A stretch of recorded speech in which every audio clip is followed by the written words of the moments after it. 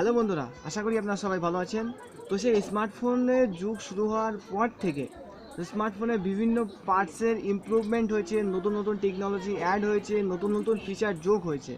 তবে এদের মধ্যে সবচেয়ে যেটা বেশি লক্ষণীয় বা লক্ষ্য করার মতো সেটা হচ্ছে front facing camera.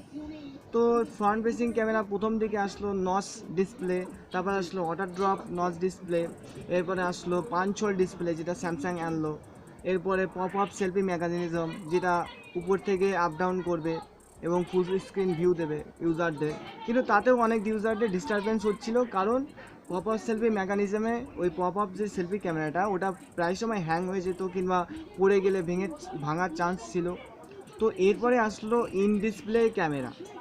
In display camera কথাটার অর্থ হচ্ছে যে ডিসপ্লের নিচে সেই ক্যামেরাটা থাকবে। তো এই ডিসপ্লের নিচে ক্যামেরাটা কাজ করবে কিভাবে, এর ফিউচার কেমন হবে এবং কোন স্মার্টফোন কোম্পানি নির্মাতা এটা সর্বপ্রথম আনতে চলেছে তাই নিয়ে আলোচনা করব। তো দেরি না করে চলুন নতুন কিছু শেখা যায়।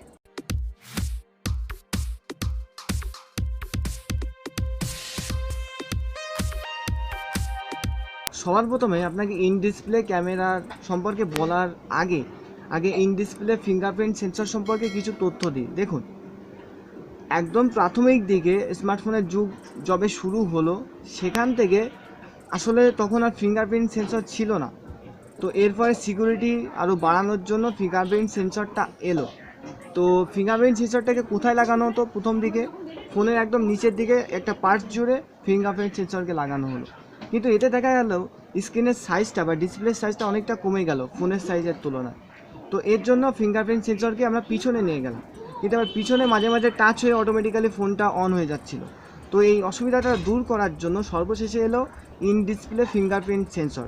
এটা কি, যে ডিসপ্লের নিচেই না একটা সেন্সর থাকবে এবং সেই সেন্সরটা আপনার ফোনে আপনার যে ফিঙ্গারে সেটা প্যাটার্নটা স্ক্যান করবে একটা আলো আর কি রিফ্লেক্ট করে, এবং সেটা যদি ম্যাচ করে তবে আপনার ফোনটা আনলক হবে। তো এইরকম একটা মেকানিজমকে ভেবে তাহলে যারা ফোন নির্মাতা কোম্পানি তারা ভাবলো তাহলে আমরা ইন ডিসপ্লে ক্যামেরা করতে পারবো না কেন। আমরা যদি আজকে ডিসপ্লের নিচে ফিঙ্গারপ্রিন্ট সেন্সরকে বসাতে পারি তাহলে আমরা কেন ডিসপ্লের নিচে ক্যামেরাটা বসাতে পারবো না।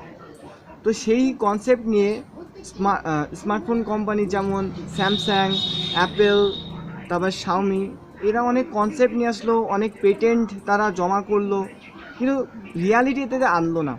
অবশেষে আজকে কিছুদিন আগে যে পোপো কোম্পানি তারা শুধু এটা কনসেপ্টই তৈরি করলো না, এটা রিয়ালিটিও দেখিয়ে দিল।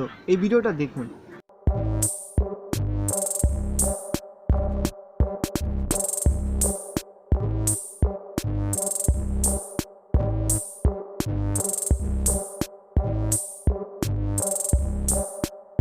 এতে আমরা কি দেখতে পাচ্ছি? একটা স্মার্টফোনে একটা নচ রয়েছে যেটা আপনার ফেসকে স্ক্যান করছে, কিন্তু আরেকটা স্মার্টফোনে পুরো ফুল স্ক্রিন ভিউ দেখতে পাচ্ছি, অথচ কোনো নচ নেই, না কোনো পপ আপ মেকানিজম নেই। তো এক্ষেত্রে ব্যবহার করা হয়েছে ইন ডিসপ্লে ক্যামেরা। তো এখন কথা হচ্ছে ইন ডিসপ্লে ক্যামেরা কাজটা করবে কিভাবে। দেখুন, ইন ডিসপ্লে ক্যামেরা কাজ করার জন্য সেই ফোনটার ডিসপ্লে অবশ্যই ওএলইডি হতে হবে। কিন্তু কেন?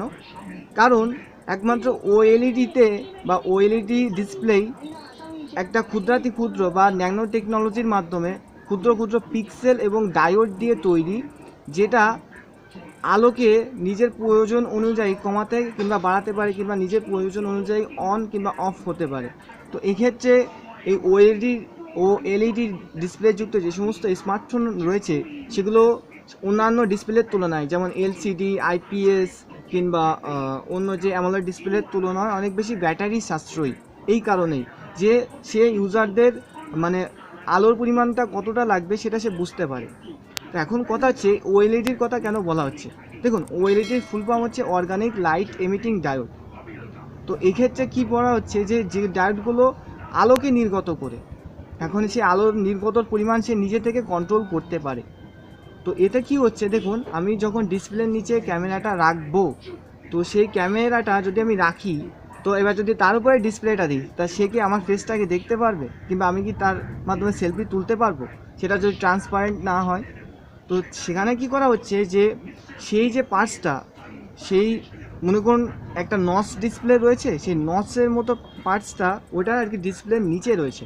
এখন ওই যে জায়গাটুকু যেখানে ক্যামেরাটা রয়েছে সেই সেই ক্যামেরার ওর উপরের যে জায়গাটুকু ওইখানে এমন এক ধরনের স্পেশাল পিক্সেল বা এক ধরনের ডায়োড ব্যবহার করা আছে, যেটা আপনি যখন ক্যামেরার আইকনটা অন করবেন সেই সময় ওখানকার যে ডায়োড বা পিক্সেলগুলো সেটা অটোমেটিক্যালি অফ হয়ে যাবে।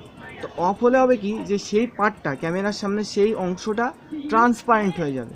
আর তখন ট্রান্সপারেন্ট হলে আপনার সেলফিও তুলতে পারবে, আপনার ফেসকেও সে রিকগনাইজ করতে পারবে।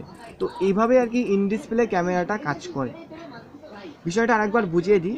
সাপোজ মনে করুন একটা হচ্ছে স্মার্টফোন, এখানে মনে করুন একটা নচ হিসেবে ক্যামেরা রয়েছে, সিম্পল ক্যামেরা যেটা আপনি দেখতে পাচ্ছেন। তো এবার কল্পনা করুন যে এর নচের উপরে একটা ডিসপ্লে রয়েছে এবং সেই ডিসপ্লে থাকাতে আপনার পুরো স্ক্রিনটা আর কি পুরো ডিসপ্লে, না থাকছে কোনো নচ, না থাকছে কোনো পপ আপ। কিন্তু ধরে নিন এই ডিসপ্লের নিচেই রয়েছে সেই ক্যামেরাটা, ফ্রন্ট ফেসিং ক্যামেরা। তো সেই ডিসপ্লের এই যে ফ্রন্ট ফেসিং ক্যামেরার যে অংশটা, যে সামনের অংশটা, সেটা যে পিক্সেলগুলো দিয়ে তৈরি, সেইগুলো আপনি যখন ক্যামেরা আইকনটা অন করলেন বা ক্যামেরা যখন অন করলেন তখন সেই পিক্সেলগুলো অটোমেটিক্যালি অফ হয়ে গেল। তো অফ হলে কি, যে সেখানকার যে অংশটা সেটা ট্রান্সপারেন্ট হয়ে গেল, অর্থাৎ স্বচ্ছ হয়ে গেল। এর ফলে ক্যামেরাটা অ্যাক্টিভ হয়ে আপনাকে দেখতে পারবে এবং আপনার ফেসকে রিকগনাইজ করতে পারবে এবং একই সাথে সেলফিও তুলতে পারবে। তো এটাই হচ্ছে ইন ডিসপ্লে ক্যামেরার কার্যকর পদ্ধতি, বা কীভাবে কাজ করে সেটার হলো ওই পদ্ধতি। এখন কথা হচ্ছে এই ইন ডিসপ্লে ক্যামেরার সুবিধা কী এবং অসুবিধা কী। দেখুন, সুবিধার মধ্যে অবশ্যই যেটা মেন সুবিধা সেটা হচ্ছে, না আমাদের এটা আসছে নচ হিসেবে, না তো আসছে এটা পপ আপ সেলফি মেকানিজম হিসেবে। তো সেক্ষেত্রে অবশ্যই একটা অ্যামেজিং ব্যাপার আসতে চলেছে, বা টেকনোলজি একটা ফিউচারিস্টিক ভাব আসতে চলেছে, সেটা অবশ্যই এক্সপেক্টেড। আর যেটা অসুবিধাটা রয়েছে সেটা হচ্ছে, দেখুন, যেহেতু সেই ক্যামেরাটার উপরে একটা ট্রান্সপারেন্ট পর্দা ভেদ করে আপনার সেলফিটা তুলছে, তো সেক্ষেত্রে ট্রান্সপারেন্ট যে পর্দাটা, এটা 100% ট্রান্সপারেন্ট নয় বা 100% স্বচ্ছ নয়। তো সেক্ষেত্রে কী হচ্ছে, এই যে হালকা একটা আবছা আবছা ভাব আসবে আপনার ক্যামেরার সামনে আপনি যখন কোনো সেলফি তুলবেন। তো এক্ষেত্রে পার্থক্য কী থাকবে, যে আপনি নর্মাল যে কোনো একটা ক্যামেরার মাধ্যমে যে পিকচারটা তুললেন সেটার যতটা না শার্প হবে এবং যতটা না ক্রিস্টাল ক্লিয়ার হবে, তার থেকে কিছুটা হেজি টাইপের বা একটু হালকা ঘিজঘিজে টাইপের হবে এই ইন ডিসপ্লে ক্যামেরার মাধ্যমে তোলা ছবির মাধ্যমে। এখন এই যে সারা জীবন থেকে যাবে তা কিন্তু নয়। প্রযুক্তি যত অ্যাডভান্স হবে বা টেকনোলজি যত অ্যাডভান্স হবে, তত এর সমস্যাটা আশা করি মিটে যাবে এবং হয়তোবা আমরা অদূর ভবিষ্যতে এরকমই ট্রান্সপারেন্ট 100% কিছু পেতে পারি। তো আজকে এ পর্যন্তই।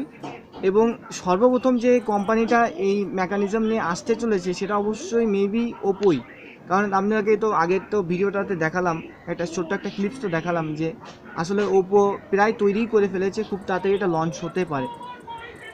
তো আশা করি ভিডিওটা ভালো লেগেছে। ভিডিওটা ভালো লাগলে লাইক করবেন, আর যদি ভালো না লাগে তাহলে ডিসলাইক করবেন। আর এরকম ইন্টারেস্টিং নলেজেবল টপিকের জন্য এই চ্যানেলটি সাবস্ক্রাইব করবেন এবং পাশে থাকা বেল আইকনটা প্রেস করে রাখবেন। তো আজকে পর্যন্তই, পরবর্তী ভিডিওতে আবার দেখা হবে। ভিডিওটা দেখার জন্য ধন্যবাদ। See you again.